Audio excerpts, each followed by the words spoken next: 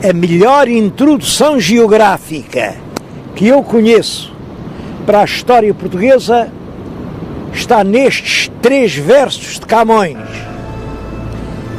Eis aqui, quase cume da cabeça da Europa toda, o reino lusitano, onde a terra se acaba e o mar começa. Essa situação foi realmente essencial para a história de Portugal. Para a história de Portugal e para a própria formação do povo português. Porque as primitivas populações do mundo tinham uma vida nómada, vagabunda, andavam geralmente no sentido do sol, deslocavam-se em imensos rebanhos, pastavam os frutos que a terra dava, pois iam em demanda de outras colheitas e, à medida que avançavam, expulsavam os povos que aí estavam e instalavam-se os povos expulsos. Iam, por sua vez, a expulsar outros. Ora bem, nestas regiões, como esta em que eu estou, essa substituição dos povos não era possível. Daqui, ninguém podia fugir para parte alguma. Chegavam novas migrações, lutavam, combatiam, acasalavam, misturavam-se e acabavam por se fundir numa grande amálgama de populações. Isso fez do português este tipo que nós somos. Nós não temos raça nenhuma. Não se pode falar na raça portuguesa. Se houvesse uma raça, nós éramos uma antirraça, feita com gente vinda de toda a parte ao longo de milhões de anos.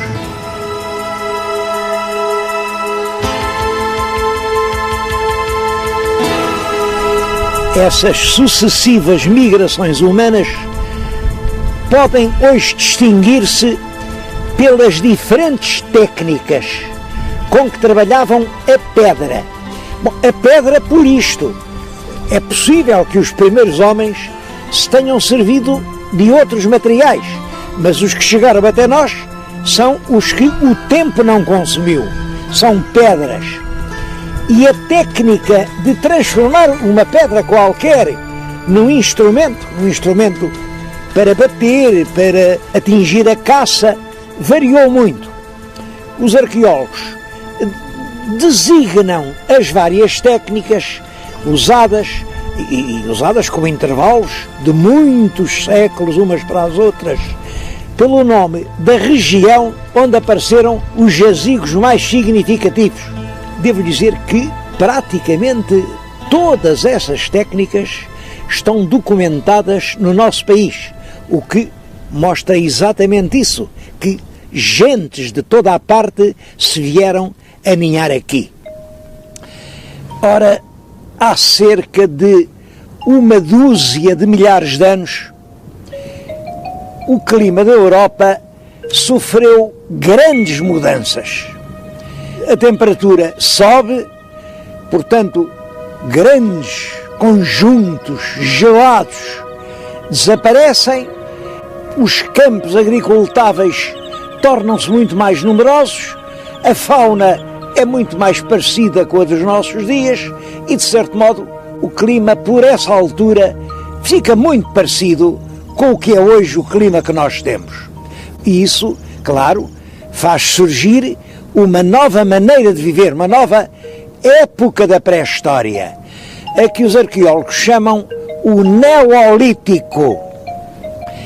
O Neolítico, os homens agora já vivem em grupos, em pequenas comunidades, não se pode falar em aldeias, mas são grupos organizados, já fabricam muitos utensílios, por exemplo a louça em que comem, e aparece então a primeira cerâmica, já tumulam, enterram os seus cadáveres, domesticam alguns animais, já sabem preparar os alimentos para as alturas de fome, fazem sementeiras. Bom, eu creio que ainda hoje, nos nossos dias, há costumes que vêm desde o Neolítico. Olhem, por exemplo, isto de ter um cão. Antes do Neolítico, o cão era um animal feroz, que atacava o homem.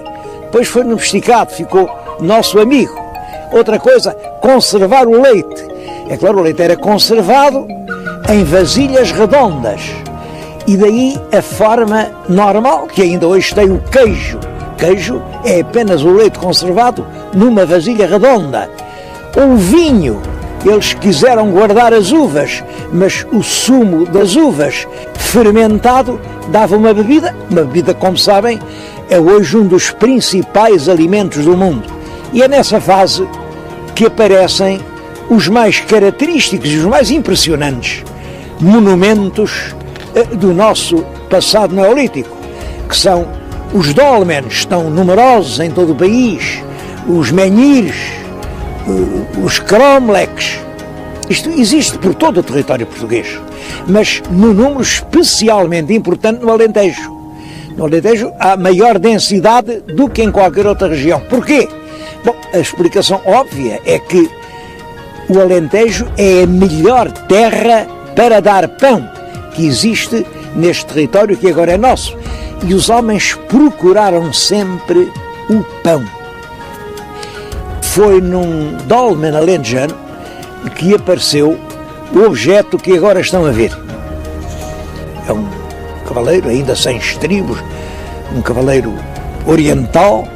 Ele vem lá do fundo do Mediterrâneo e eu penso que é a imagem de um dos primeiros exploradores de metal que vieram à nossa península, porque a Península Ibérica era extraordinariamente rica em metais e foi isso que começou a atrair colonizadores que vinham de longe.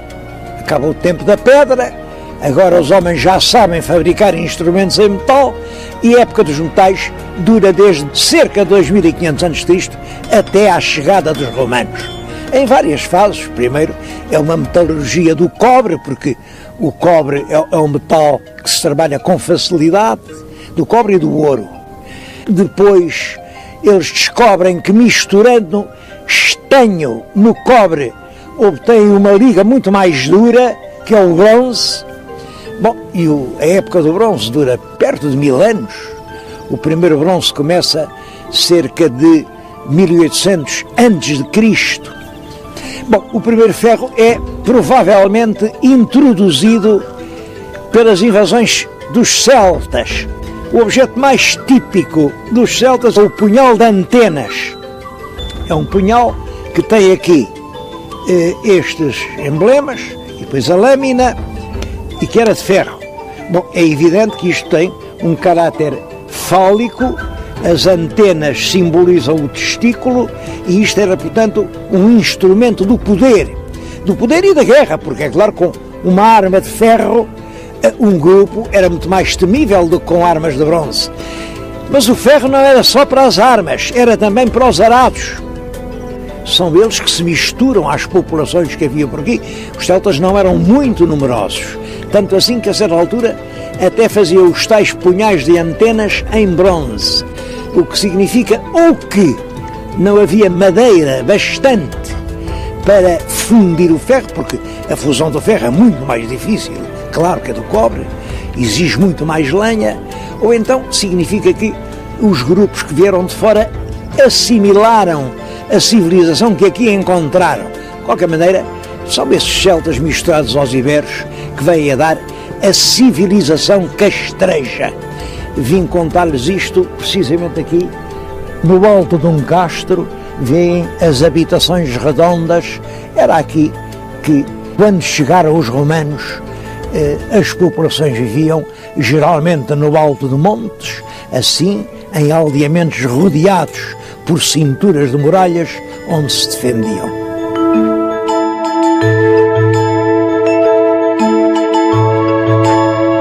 E é essa civilização castreja que domina quase todo o território português até ao século II a.C. Mas no século II, o que é que se passa? O domínio do Mediterrâneo era disputado por duas grandes potências, Roma e Cartago. Os cartagineses para organizar exércitos para a guerra contra Roma, serviam-se da Península Ibérica. Aqui na Península havia realmente homens muito aptos para a guerra, muito valentes, e eles recrutavam aqui enormes exércitos que atiraram contra Roma. E os romanos vieram à Península fundamentalmente para impedir esse recrutamento, mas é claro, também chamados pela imensa riqueza mineira que toda a Península tinha. Os habitantes locais, os habitantes dos castros, os lusitanos, opuseram-se energicamente ao domínio romano. Ficou famoso, mesmo entre os romanos, o chefe dessa resistência, que era Viriato. Ele, durante alguns anos, travou grandes batalhas contra as legiões de Roma e venceu-as. Os romanos não o puderam derrotar, enfim, no campo de batalha, mas venceram-no à traição. Conseguiram subornar 2 lugares tenentes que o apanharam distraído e o assassinaram. Estou-lhes a contar estas coisas diante de uma estátua que a cidade de Viseu fez a Viriato, porque ele pode ser que não fosse Viseu, mas era aqui desta região, da região dos Montes Hermínios, do lado do Atlântico, portanto, desta Serra de Estrela já mais atlântica. É curioso que aqui há um monumento verdadeiro, por detrás da estátua, vê em uma altura, bom, aquilo é um monumento a sério. Era ali um acampamento de uma legião romana. Os romanos, para se defenderem, levantavam grandes cômoros de terra, muralhas de terra, e era lá dentro que ficava a legião.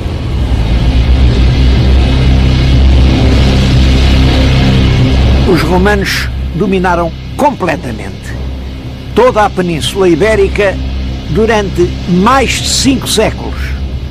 Costumam referir-se as datas de 146 a.C.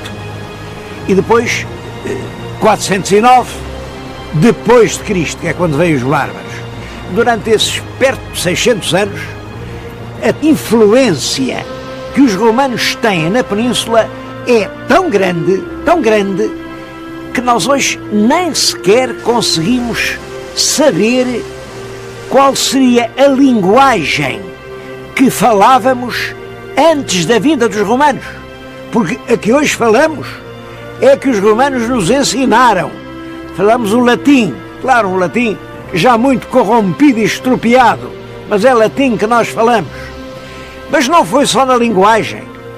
Foi o pão que se come, a maneira de fabricar o pão, foi as técnicas da construção civil das casas, que chegaram até praticamente aos nossos dias, foram as leis. As nossas leis ainda são hoje decalcadas nas leis romanas. Foi a organização das cidades, foi tudo. Depois da vinda dos romanos, passamos a ser uma colónia da Itália, uma região em que se fala o latim, em que se pensa em latim, em que os homens se divertem à maneira dos latinos. E é claro que isso tem consequências decisivas na história da civilização peninsular. Portugal hoje é uma nação românica. Isto quer dizer, somos uma pátria filha de Roma. Ficaram muitos vestígios da passagem dos romanos em todo o país. Há mais de 2.000 monumentos romanos. É claro, alguns são muito importantes e ainda hoje estão de pé. Por exemplo, a Ponte Romana de Chaves. Ainda há pouco tempo passavam por lá pesados caminhões. Ou Centuncelas, que era o centro de uma região mineira, ou realmente aquele criptopórtico de Coimbra, onde hoje está o Museu Machado de Castro, era, enfim, a base de um palácio romano, ou o Templo de Évora. que se chamou tanto tempo o Templo de Diana, não tem nada a ver com Diana, era do culto imperial. Ou São Cucufate, no Alentejo, que chegou até hoje porque era uma vila romana, também centro de uma região mineira, onde se instalou um convento e que não deu tempo a destruir. Os frades, em vez de deitarem abaixo, aproveitaram os muros romanos, por isso está de pé. O Milreu, no Algarve. Mas talvez a mais importante de todas as recordações que os romanos nos deixaram foram estas ruínas de Conímbriga. A cidade foi destruída pelos bárbaros, arrasaram-na. Depois dos bárbaros, cada um foi levando a sua pedra, olhem, para a reconstrução de Condeixa, e hoje a cidade pouco mais tem que os alicerces. Ainda assim, ficaram os mosaicos, que são dos mais belos monumentos romanos que há em Portugal.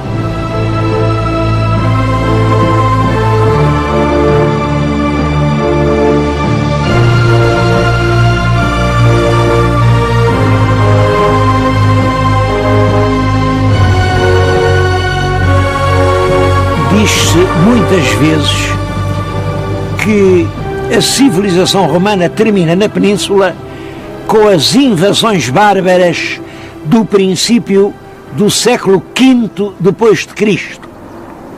Bom, eu penso que isto é só uma meia-verdade, porque é certo que os bárbaros mutilaram, incendiaram, degradaram as cidades que encontraram, chacinaram populações.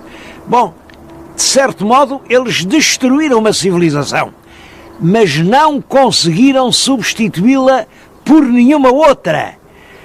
Os peninsulares continuaram a falar em latim, continuaram a plantar os olivais, continuaram a colher o seu vinho, porque realmente os bárbaros não tinham uma civilização superior que se nos pudesse comunicar. Mas é evidente que as invasões bárbaras são um facto muito importante. Iniciam-se no ano 409, grandes bandos de povos germânicos, são os alanos, os vândalos, os suevos, atravessam as gargantas dos Pirineus, penetram na Península Ibérica e derramam-se um pouco por toda a parte. É curioso que a resistência dos romanos foi muito fraca. Em muitas partes nem resistiram. Bom, e a explicação é esta. É que os romanos também estavam a atravessar uma crise, era uma civilização inteiramente baseada na escravatura e, naturalmente, os escravos não estavam dispostos a lutar e a dar a vida pelos senhores que os oprimiam. Senhores que, diz um escritor dessa época, por vezes eram mais bárbaros do que os próprios bárbaros. Mas no ano de 516, portanto, cerca de um século depois, chegou à Península uma outra grande invasão de povos germânicos, eram os visigodos. Os visigodos estavam já há muito tempo no Império, portanto, estavam, de certo modo, mais civilizados, mas também não eram portadores de uma cultura superior e, por isso, eles não puderam enriquecer a cultura peninsular.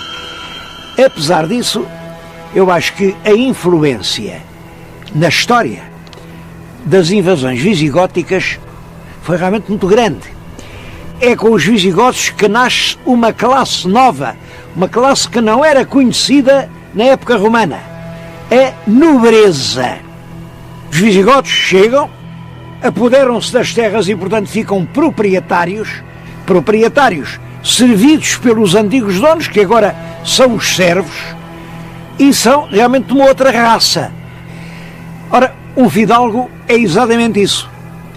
É um grupo étnico diferenciado, mais branco, a pele mais clara, até se dizia que eles tinham sangue azul, porque porque a pele era branca. Uma classe militar, eles vinham da guerra, eram cavaleiros, ao passo que os outros tinham que viver do trabalho, e uma classe proprietária, que vive do fruto de uma terra trabalhada pelos outros.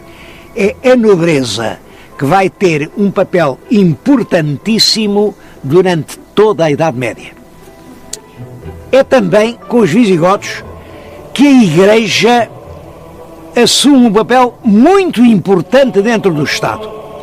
O clero católico já tinha surgido durante a época romana, porque o cristianismo instala-se no mundo romano.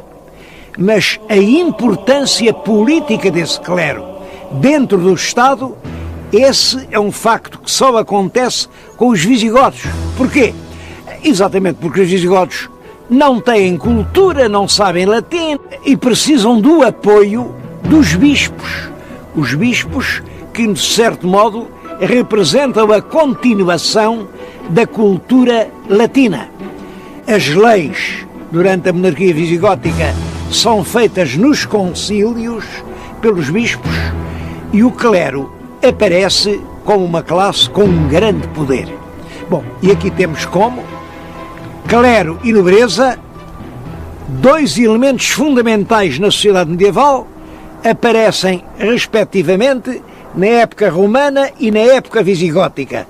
Vamos ver a seguir como com os mouros é o povo livre que vai surgir. Os muçulmanos invadiram a Península Ibérica no ano de 711. A invasão, como sabem, vem do norte da África, atravessa o Estreito de Gibraltar, estreito que tem esse nome de Gibraltar precisamente por causa dessa invasão, é que o general chamava-se Tariq e passou a chamar-se ao estreito Jeb al-Tariq, quer dizer, o Estreito de Tariq, e devo-lhes dizer que teve um êxito militar fulminante. Os exércitos mouros derrotaram completamente os visigodos na grande batalha de Guadalete, isso é que foi em 711, e 3 ou 4 anos depois eram donos de toda a península, toda com uma exceçãozinha lá em cima nas Astúrias, mas dominavam praticamente toda a península. Como é que se pode explicar essa queda tão rápida da península nas mãos dos invasores? Bom, há duas razões fortes. A primeira é que os visigodos tinham o monopólio das armas.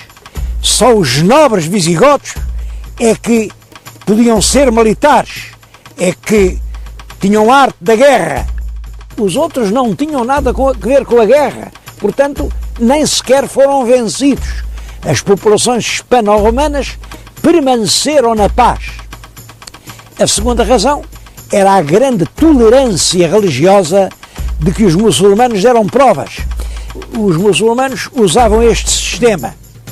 Invadiam realmente as dioceses cristãs, mas se os cristãos aceitassem pagar um certo tributo, podiam manter o seu culto, as igrejas abertas, os seus sacerdotes, tudo como dantes.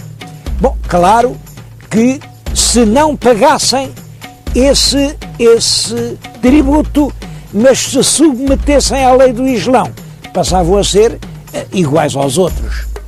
É claro que, naturalmente, os próprios mouros estavam interessados em receber o tributo. Portanto, não houve também grandes perseguições por motivos religiosos. O domínio dos muçulmanos na península teve uma importância muito diferente conforme foi no norte ou no sul, porque eles lá nas regiões do norte estiveram um pouco mais de 100 anos. E aqui no sul, eu digo aqui no sul, porque lhes estou a falar diante de um castelo construído pelos mouros, Castelo de Alcácer do Sal. Alcácer do Sal, por exemplo, só foi reconquistada pelos cristãos no ano 1217. Esteve de mais de 400 anos em poder dos mouros. Claro que é uma influência muito mais duradoura. Do modo geral, Costuma dizer-se que a influência dos árabes se deu sobretudo na agricultura, na introdução das novas plantas e nas técnicas do regadio. Bom, tudo isso é verdade, mas isso teve importantes consequências na sociedade. O regadio permite que uma parcela pequena de terra sustente uma família. É o árabe que traz consigo a horta, e o hortelão é um homem livre, vende os produtos do seu trabalho, vende-os na cidade. É assim que nasce um povo independente, um povo senhor do seu próprio destino.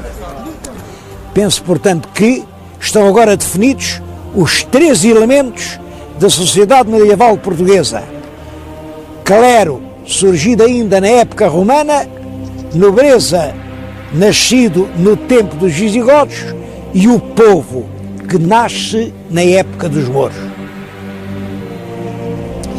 Depois da invasão dos mouros, um pequeno número de cristãos continuou a resistir nas montanhas das Astúrias. É a história de Covadonga. Ainda hoje Covadonga é considerado uma espécie de lugar sagrado. Bom, e essa pequena guerra, à medida que o poder dos mouros ia enfraquecendo, essa guerra ia avançando sobre a antiga terra dos mouros, e é essa guerra que se dá o nome de Reconquista. É claro que há muitas opiniões sobre o que foi a Reconquista, e eu creio que de facto trata-se do restabelecimento do regime de servidão que tinha sido derrubado com a derrota dos visigodos. Os novos senhores que vêm do norte chegam, os lavradores livres das aldeias são obrigados a voltar à sua antiga situação de servos da gleba, e por isso houve realmente muitas revoltas dos cristãos contra os seus novos senhores. Há mesmo um documento que chama a estes cristãos que cá tinham ficado os libertinos, quer dizer, os filhos dos escravos, e que diz que eles se revoltavam contra os seus antigos senhores, mas que eram reconduzidos à primitiva servidão, in pristinam servitutem. Isto revela claramente o caráter social da Reconquista. Os nobres vinham, apoderavam-se destas terras que estavam mais ou menos sem dono, sem autoridade, e era isso que se chamava a presúria. Presúria vem de presa, tomar, presúria. Eu vim falar-lhes nisto aqui diante da estátua de um presor. É Vímara Pérez, que no ano de 868 tomou de presúria esta terra. Este cabeço, em que agora está a sede do Porto, era um cabeço quase deserto. Havia aqui apenas uma ermida. No centro da ermida está hoje a catedral. É claro que essa reconquista passa à linha do Douro, chega à linha do Mondego. No ano de 1064 é Coimbra que é conquistada pelos cristãos e passa a ser cabeça do novo condado, o condado conimbricense. É claro que o enfraquecimento dos Estados Árabes, a vinda dos cruzados à península, cruzados que, é claro, ajudavam os nossos reis na guerra contra os árabes, porque os reis aprovaram esta ideia. Tantas indulgências valia combater os mouros aqui na península, como combater os turcos lá na Terra Santa. Portanto, muitos cavaleiros cristãos da França, da Inglaterra, vieram aqui fazer a sua guerra. Tudo isso contribuiu para a vitória definitiva da cristandade sobre os mouros. Esses dois condados, o que tinha a cabeça no Porto e o que tinha a cabeça em Coimbra, eram governados por condes. Condes que eram praticamente independentes, mas realmente dependiam do rei do Leão, prestavam vassalagem ao rei do Leão. Ora, no ano de 1095, o imperador Afonso VI tinha o título de imperador porque era rei dos três reinos de Leão, Castela e Galiza. O imperador reuniu os dois condados do Porto e de Coimbra num só condado e deu todo esse território a uma filha, Dona Teresa, que por essa altura tinha casado com um fidalgo francês, o conde Dom Henrique, que era de uma poderosa família feudal francesa, os duques da Borgonha. Bom, e são eles, Dom Henrique e Dona Teresa, os primeiros príncipes de Portugal. Os seus túmulos estão hoje na Catedral de Braga e eu próprio estou a falar-lhes aqui em frente do Castelo de Guimarães, onde eles por vezes residiram. O conde morreu em 1114 e, naturalmente, o governo do condado passou para a rainha viúva, que era a mãe do jovem Dom Afonso Henriques. Quando o pai morreu, ele ainda era uma criança. Mas, é claro, era uma criança que cresceu e, em 1122, já se armou a si próprio cavaleiro na Catedral de Samora. Ele armar-se a si próprio queria dizer que não reconhecia ninguém acima de si. Ora, por essa altura, a condessa Dona Teresa apoiava-se muito nos nobres galegos. Estava até casada com um grande fidalgo da Galiza, o conde Fernão Pérez de Trava, que tinha uma posição de chefia em tudo o que dizia respeito aos assuntos portucalenses. Bom, e os portugueses não viam com bons olhos essa espécie de sujeição à Galiza. Havia resistência e o jovem Afonso Henriques vem a encabeçar essa resistência, apoiado por um lado pelos burgueses de Guimarães, pelo arcebispo de Braga e também por muitos fidalgos portucalenses. E Afonso Henriques, com essas forças, resolve apoderar-se do governo do condado. É claro que a mãe não concordou.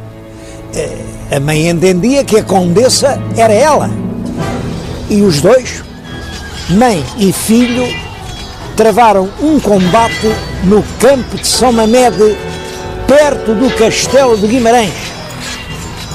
Devo dizer que, passados alguns anos, a esse lugar já se chamava o Campo de São Redanhas. Redanhas, em sentido figurado, quer dizer feitos de valentia, atos corajosos. Compreendo perfeitamente que ao sítio onde houve uma batalha se tenha ligado essa ideia de feitos valentes. Ora, nós sabemos, e sabemos-lo perfeitamente, porque Fernão Lopes o diz, onde era o Campo de São Redanhas. Ficava a meia légua de Guimarães, na estrada de quem vem do Porto para Guimarães. O lugar é, portanto, o que agora estão a ver. As tropas de Dona Teresa vinham atacar e precisavam de passar o rio, certamente por aquela ponte que já nessa altura existia. E foi aqui que se deu o combate que fez nascer Portugal.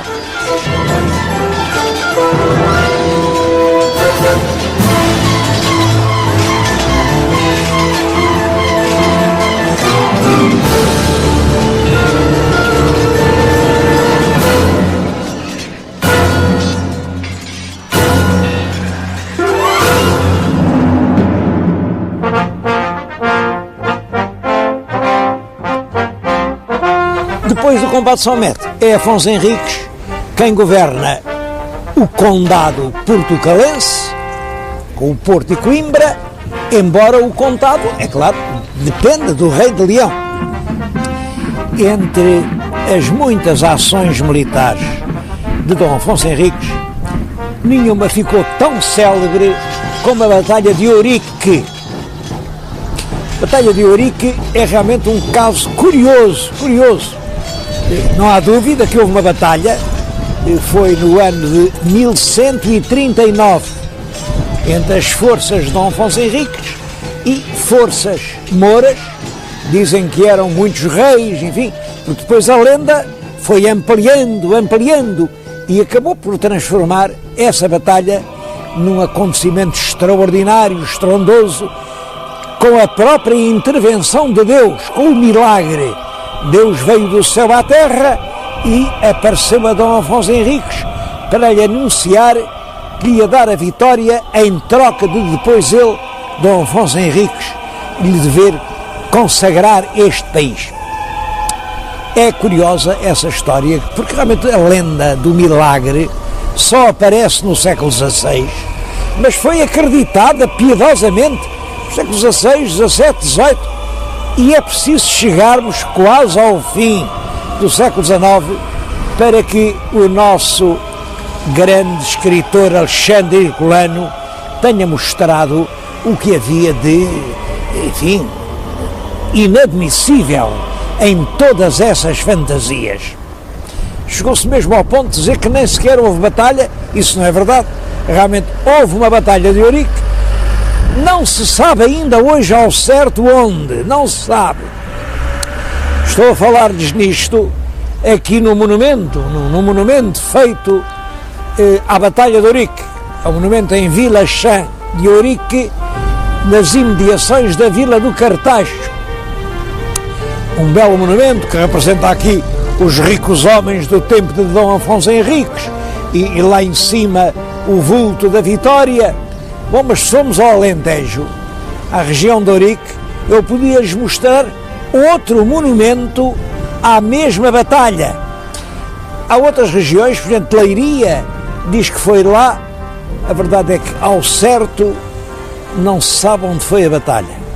Que a batalha existiu, não há dúvida nenhuma, e que essa batalha deu ao jovem Dom Afonso Henriques um enorme prestígio que lhe foi útil para alcançar a realeza e a independência, disso também não pode haver dúvidas.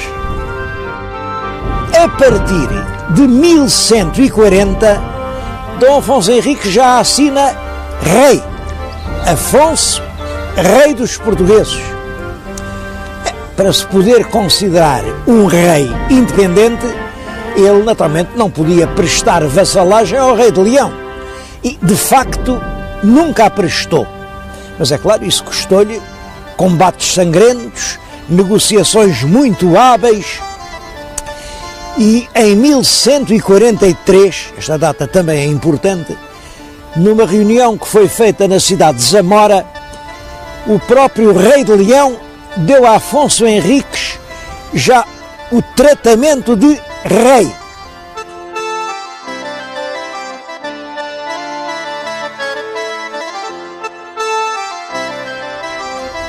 Finalmente, em 1179, pela primeira vez, o Papa, numa bula célebre, Manifestis Probatum, reconheceu Afonso Henriques como rei de Portugal. É claro que a independência de Portugal deve muito a Dom Afonso Henriques, mas não foi apenas a valentia, a teimosia e o gênio político de um homem que estiveram na base do nascimento de uma nova nação. Portugal tornou-se independente, isto é, tornou-se nação que tem o direito de se governar a si própria, porque toda a região tinha um caráter próprio e principalmente porque existia um povo português, um povo com uma língua própria, uma língua muito diferente da que se falava em Castela ou em Leão. Esse povo tinha conhecido uma situação de quase liberdade no tempo dos mouros e agora apoiava o príncipe que protegia os concelhos que eram o vestígio da liberdade popular ameaçada pela Reconquista. De facto, foram os concelhos que deram a Dom Afonso Henriques a força que lhe permitiu ser independente, a começar pelo Conselho dos Burgueses aqui de Guimarães, que lhe permitiu resistir a um cerco posto pelo Rei de Leão e que lhe deu também as tropas que lhe fizeram ganhar o combate de São Mamede. E à força do povo juntava-se a força dos bispos, que queriam ver as suas dioceses independentes das sés metropolitanas de Toledo e de Compostela. Ele manteve, por um lado, a guerra com os mouros e conseguiu que a fronteira do seu reino passasse da linha do Mondego para a linha do Tejo, com a conquista definitiva das grandes cidades de Santarém e de Lisboa, e com Lisboa apoderou-se de Sesimbra, de Sintra, de Palmela.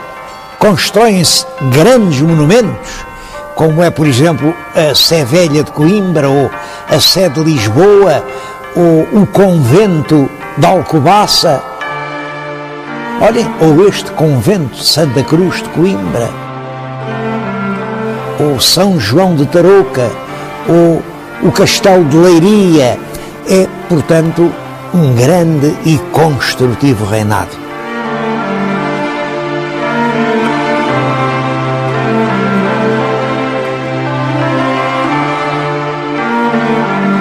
A monarquia que nasceu assim, com Dom Afonso Henriques, foi essencialmente popular, no sentido de que a força do rei era a força do povo. Governou Portugal desde 1127 até à data da morte, em 1185, portanto, durante 58 anos. Quando ele morreu, Portugal era considerado já um reino independente e estava em franco progresso.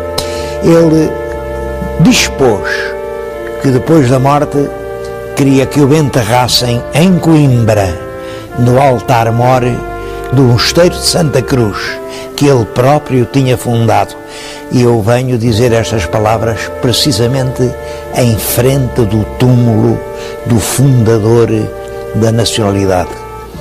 Este túmulo que estão a ver, que é grandioso, é uma homenagem ao fundador de Portugal. É claro que é já obra do rei Dom Manuel, que em cerca de 1520 manda construir este grande monumento, mas é ali que, desde a morte, jazem os seus restos mortais. Mas talvez o aspecto mais notável do seu governo seja a proteção que ele deu constantemente aos concelhos dos moradores. Discute-se muito ainda hoje qual é a verdadeira origem dos concelhos medievais portugueses. Bom, há quem diga que eles representam os municípios romanos, municípios que tinham estado esquecidos durante alguns séculos, mas que ressuscitaram na Reconquista. Eu penso que não foi assim. Penso que os municípios romanos realmente desapareceram quando desabaram todas as instituições da autoridade romana e foram substituídos pelas autoridades dos nobres que se apoderaram das terras depois da invasão visigótica. Mas depois, os invasores mouros mataram ou expulsaram os donos visigóticos das terras e os moradores que lá ficaram, que eram os vizinhos. Esta palavra vizinho é curiosa porque vem de vicus. Ora, é vicus que deu Vigo. depois os árabes substituíram pela palavra deles aldeia. O vicus era uma aldeia. Os moradores das terras ficaram sem senhores e tiveram de se organizar para resolver os seus próprios problemas, os problemas da sua vida coletiva, porque alguém tinha que fazer justiça, alguém tinha que mandar reparar os caminhos por onde se passava, tinha que mobilizar e administrar os lagares do vinho e do azeite, os afolhamentos da terra, o regime da pastorícia. Tudo isso eram problemas de todos e que só podiam ser resolvidos por todos. Por isso, os vizinhos reuniam-se. Penso que nos primeiros tempos não haveria passos do concelho, portanto, reuniam-se à sombra de grandes árvores e aí decidiam coletivamente o que é que se devia fazer. O nome que se dava a essas reuniões era os conventos públicos vicinorum, quer dizer, as reuniões coletivas dos vizinhos. E, portanto, a autoridade que outrora era exercida pelo nobre visigótico passa agora a pertencer à reunião coletiva dos vizinhos.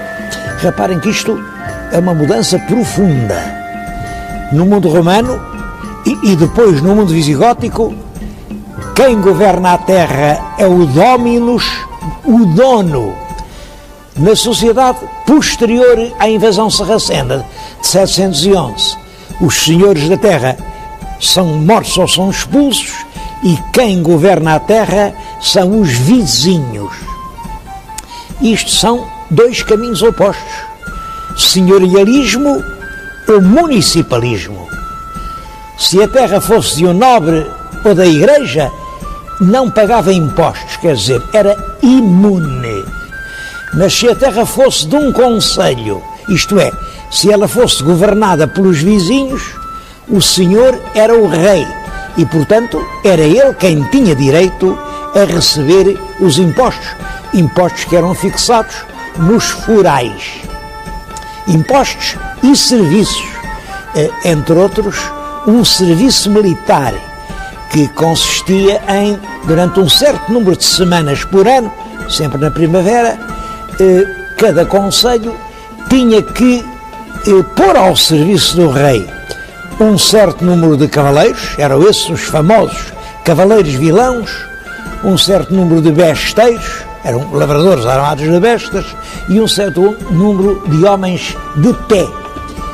É claro que isso tornava o rei o mais forte chefe militar do país, porque cada concelho mandava poucos homens, mas muitos concelhos formavam uma grande hoste. Nenhum senhor, nenhum conde podia ter a veleidade de medir forças com hoste real. O trono português teve assim, desde o início, na sua base, a força do povo. E também isso marcou o nosso destino histórico e modelou a maneira de ser política da nação portuguesa. A Dom Afonso Henriques sucede no trono o filho, Dom Sancho I. Dom Sancho foi também um grande rei, concedeu muitas dezenas de forais, fez nascer a vida em povoados que eram montes de ruínas. A Sancho I sucede Dom Afonso II. Ele reinou pouco tempo, mas foi também um grande rei. É ele quem convoca as primeiras cortes, é ele quem publica as primeiras leis gerais. É realmente um rei que tem de enfrentar já as primeiras reações dos nobres, mas quando morre, quem sucede no trono é um filho dele, Dom Sancho II, que ainda é muito pequeno. Não sabemos a idade, a crónica só diz que estava na puerícia, quer dizer, era uma criança. Os nobres aproveitaram essa circunstância e o reinado de Sancho II é de facto tumultuoso, cheio de conflitos sangrentos, de guerras civis, de atos de violência sobre as vilas, sobre os concelhos, sobre as igrejas, sobre os celeiros e as adegas dos conventos. Bom, isto leva os representantes dos concelhos e os bispos a apresentar uma queixa ao Papa, dizendo-lhe: este homem não sabe governar, o país caiu realmente num inferno. O Papa acreditou nas queixas e todos os documentos que existem nos levam a crer que as queixas tinham razão. É um período infeliz, é reinado de Sancho II. Por isso, o Papa era o Papa Eugênio IV, considerava-se o chefe de toda a cristandade, retirou o governo de Portugal ao rei Dom Sancho e entregou a um irmão mais novo, Dom Afonso, que vivia em França, casado com uma grande fidalga, Dona Matilde, que era condessa de Bolonha. Daí, ao nosso Dom Afonso, ficou para sempre o alcunha de o Bolonhês. Aliás, ele assinou sempre Conde de Bolonha, até que, é claro, depois de ser rei de Portugal, assinava como rei de Portugal. Dom Afonso vem de Paris para tomar conta do reino de Portugal, é bem recebido em Lisboa, mas Dom Sancho tenta resistir e há uma guerra civil que ensanguentou o país durante cerca de 2 anos, mas Dom Sancho foi vencido, teve que sair de Portugal, foi refugiar-se em Toledo, onde morreu pouco depois, e o bolonhês sobe ao trono é Dom Afonso III.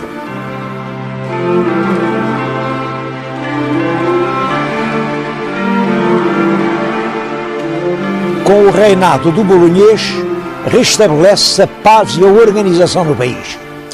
O povo é pela primeira vez chamado a tomar parte nas cortes.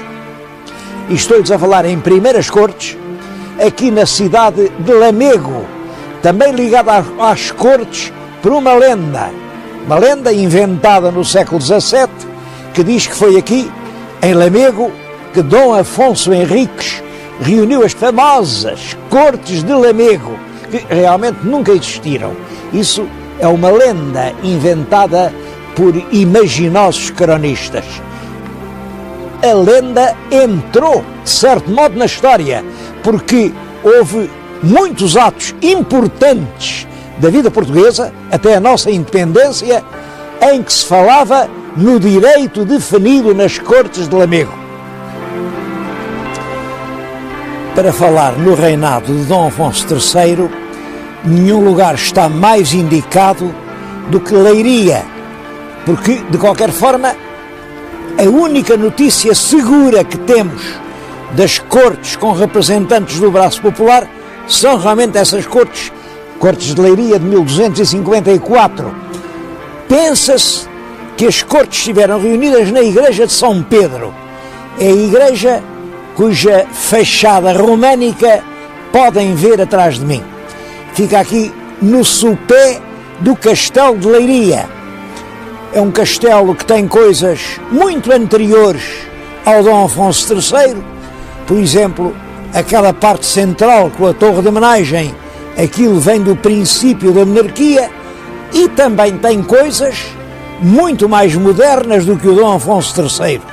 Aquela linda alcáçova com janelas debruçadas sobre o que hoje é a cidade, tudo isso é do tempo de Dom João I, portanto, já dos princípios do século XV. Há muitas outras coisas que nos lembram a Revolução do Bolonhês. Por exemplo, a bandeira do rei até ao Dom Sancho II são apenas as 5 quinas em Campo Branco. Portanto, a hoste real ia atrás daquela bandeira. Mas o Dom Afonso III, o Conde de Bolonha, quando vem para o reino, tem que trazer uma bandeira que o distinga.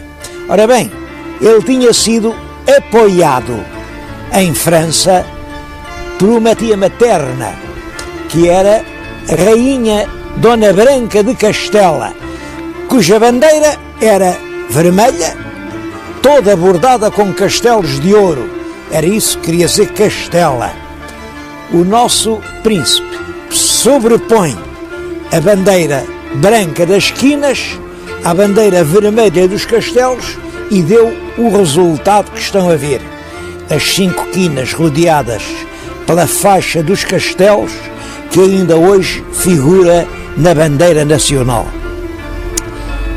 Com Dom Afonso III, muitas coisas mudam em Portugal e um dos passos importantes é a conquista definitiva do Algarve logo em 1249. Notem que ele só era rei desde 48, porque é em 48 que morre em Toledo o rei Dom Sancho. Pois logo em 49 ele à pressa vai conquistar as últimas praças mouras do reino do Algarve. Porquê essa pressa toda?